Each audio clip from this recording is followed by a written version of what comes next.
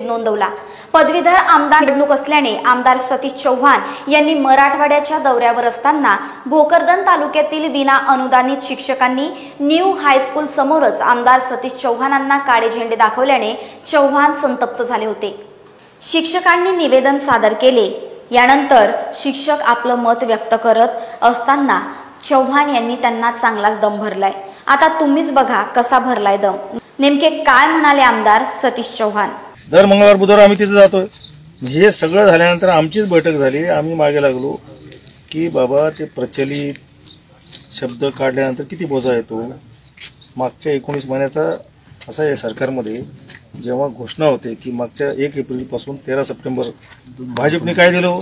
नुसता जीआर दिला। तुमच्या हातात पैसे दिले का? दिलं साहेब, दिलं त्यांनी साहेब, त्यांनी दिलं। त्यांच्याकडे जा तुम्ही आता। आता शासन तुमचं आहे साहेब, असं नाही म्हणू शकत तुम्ही।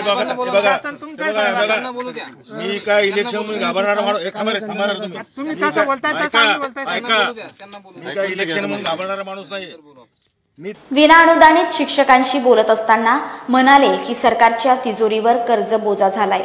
दरम्यान निषेधार्थ शिक्षकाने आमदार सतीश चव्हाण यांना प्रत्युत्तर म्हणून येथील प्रश्न उपस्थित केला। सतीश भाऊ चव्हाण यांना भेटलो असता त्यांनी आम्हाला सांगितलं की शिक्षकांचा वेतनाचा प्रश्न जर सोडवायचा असेल तर राज्यावर जवळपास 5,000 कोटी रुपयाचा बोजा पडतो।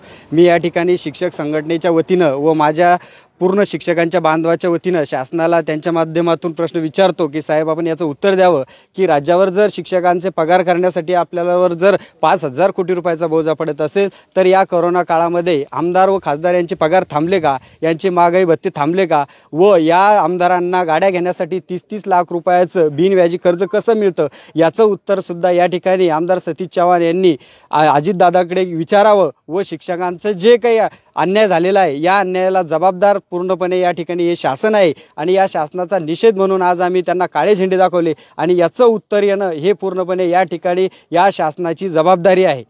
दरम्यान या सहविचार सभेला राष्ट्रवादी काँग्रेसचे माजी आमदार चंद्रकांत पाटील दानवे हे उपस्थित दिसले नसल्याने एकच चर्चा रंगू लागली। गाव माझा न्यूज साठी भरत लहाने, भोकरदन, जालना।